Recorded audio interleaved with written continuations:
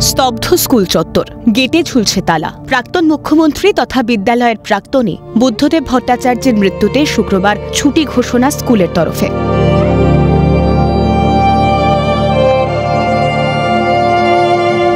আমি যে ঘরে দাঁড়িয়ে রয়েছি এই ঘরগুলো তার অতি পরিচিত ছিল। এই বেঞ্চ, এই হাই বেঞ্চ, লোয়ার বেঞ্চ, এই বোর্ড, এখন হয়তো কালের নিয়মে বোর্ড বদলেছে, ব্ল্যাকবোর্ড থেকে এসেছে হোয়াইট বোর্ড। তবে এই হোয়াইট বোর্ডের আড়ালেও ব্ল্যাকবোর্ড কিন্তু এখনও রয়ে গিয়েছে এবং সেই ব্ল্যাকবোর্ডেই হয়তো পড়াশোনা করতেন বুদ্ধদেব ভট্টাচার্য। তাকে যে যারা শিক্ষা দিতেন সেই শিক্ষকরা হয়তো এই টেবিল চেয়ারেই তাদেরকে পড়াশোনা করাতেন। কালের নিয়মে বদলেছে সব কিছুই, হয়তো ধুলো জমেছে, অন্য ছাত্ররা এসেছে, তাদের ছোঁয়া পড়েছে। তবে প্রাক্তন ছাত্র, যিনি প্রাক্তন মুখ্যমন্ত্রী বুদ্ধদেব ভট্টাচার্য, তার ছোঁয়া এখনও স্কুলের প্রতিটি ক্ষণে রয়েছে।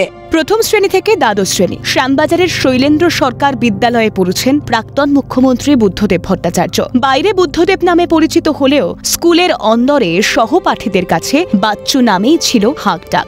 আজীবন সাদা ধুতি পাঞ্জাবি পরিহিত বুদ্ধদেবকে এই সময় দেখা যেত সাদা জামা কালো প্যান্টেই। রাজনীতিতে পদার্পণ এবং পরবর্তীতে মন্ত্রিত্ব থেকে মুখ্যমন্ত্রিত্বের গুরু দায়িত্ব পেয়েও স্কুলে এসেছিলেন তিনি। জানা যায় 1997-এ স্কুলের উঠোনে শৈলেন্দ্র বিদ্যালয়ের প্রাণ পুরুষ হেড স্যার জ্যোতির্বিকাশ মিত্রর আবক্ষ মূর্তির উন্মোচন করেন বুদ্ধবাবু। তাকে বেশ কাছ থেকে দেখা আরেক সহপাঠীর চোখেও যেন ভেসে উঠল নবীন বুদ্ধের জীবন্ত জলছবি। আমি দেখেছি রামধন মিত্র লেনে উনি আড্ডা মারতেন আর একটুখানি সিগারেট বেশি করে খেতেন, চাটা খেতেন, ওই দেখেছি। তারপরে আমি তো এই স্কুলের ছাত্র নয়, আমি এবি স্কুলের ছাত্র।